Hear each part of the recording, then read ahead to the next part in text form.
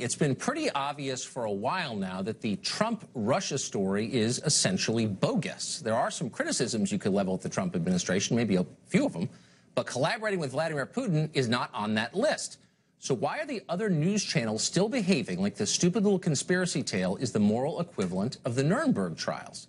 Well, until this morning, we could only speculate, and we did, but now we know for sure. James O'Keefe's Project Veritas released a new video in which a CNN producer called John Bonifield explained the entire deal and admitted the network's coverage was, quote, BS. Watch. Honestly, you think the whole Russia is just like bullshit. Could be bullshit. I mean, it's mostly bullshit right now. Like, we don't have any big giant proof. Then why is CNN constantly like Russia this, Russia that? Because it's ratings. Because it's ratings? Our ratings are incredible right now.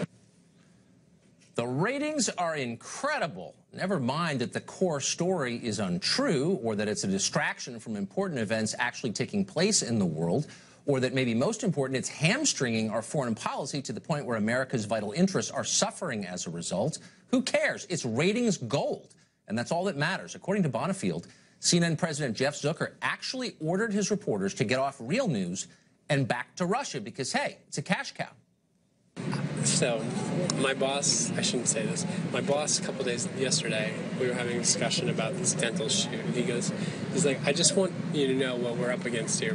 And he goes, just to give you some context, President Trump pulled out of the climate accords, and for a day and a half we covered the climate accords, and the CEO of CNN said in our internal meeting, he said, good job everybody covering the climate accords, but we're done with it, let's get back to Russia. The CEO? Yeah. Oh my God. So even the climate accords, he was like, okay, a day or so, but we're moving back to Russia. Yeah, good luck explaining something complicated like science. Now, in case you're wondering whether the tape you just saw is real, and you might wonder, we should tell you that CNN is not even contesting its veracity, nor are they backing away from it in any way. A real news outlet might feel an obligation to explain itself, having just been caught pushing a bogus conspiracy in exchange for more advertiser dollars, but not CNN. Instead, they issued a statement briefly in support of the producer in question. Here's what it says, quote, diversity of personal opinion is what makes CNN strong, and we welcome and embrace it. Of course, diversity. Say the word 5 times and all is forgiven. It's like magic, the progressive equivalent of the witch's spell. The irony, though, of course, is that diversity of thought is exactly what is missing in the American media at this moment. Almost every reporter in Washington is hot on this Russia story. Those who dissent are attacked by their peers as collaborators, collaborating either with Trump or, more ominously, with Putin himself. The result is to make everyone in the press dumber and much more credulous.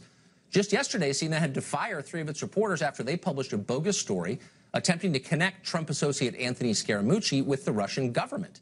Now, the piece was clearly wrong, thinly sourced, and puffy.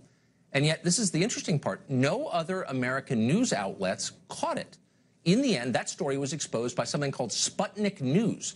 That's a media company literally owned by the Russian government, ironically. So the question is, where were the watchdogs in our own press? Well, they were, of course, hypnotized by their own preconceptions. The story confirmed their biases, therefore it had to be true, even when it wasn't. And by the way, it's not just CNN. Remember that in December, the Washington Post claimed Russian intelligence had literally hacked our power grid in this country. Now, that story was totally false in every detail. The Washington Post published it anyway. Slate.com, meanwhile, ran a piece claiming the Trump organization had a secret server connection to Russia. That turned out to be false, too, published anyway.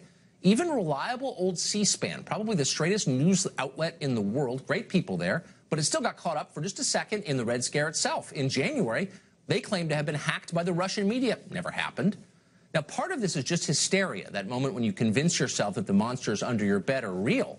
But part of it is more sinister than that. It's the conscious decision to tell your viewers what they want to hear, even when you know the core story is wrong. That's called corruption, and it's happening, and these tapes show it's happening. Joe Concha writes about the media for The Hill, and he joins us tonight.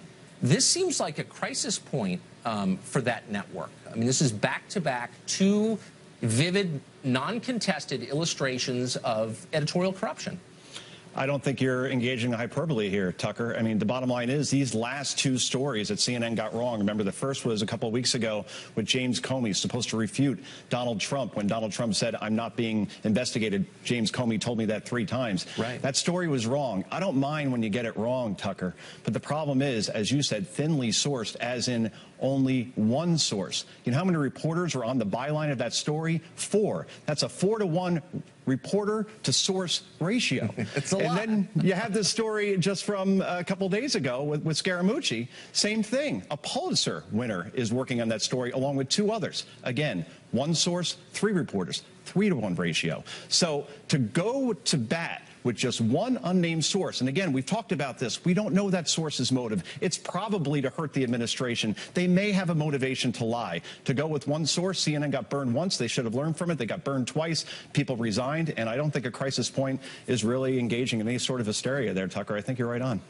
All the mistakes are in one direction, too, you notice. We all make mistakes. I've made a ton of them. But, you know, you hope that they're honest mistakes. What bothers me about this story is that it's preventing coverage of anything else. And by the way, if you dislike Trump and were upset with the administration, there are plenty of stories you could do that would be critical of the White House. But they're sticking with a story that they know, and this tape, I think, shows, at least some of their producers know, is bogus. And they're sticking with it anyway because it makes them the most money. I mean, that's wrong. You say that it's preventing from reporting on other stories, right? MRC, I get they're conservative, but nobody ever refutes their analysis, their studies. And they came up with this today, which is just stunning numbers. 353 minutes on the evening newscast since May 17th have been committed to Russia or Comey investigation.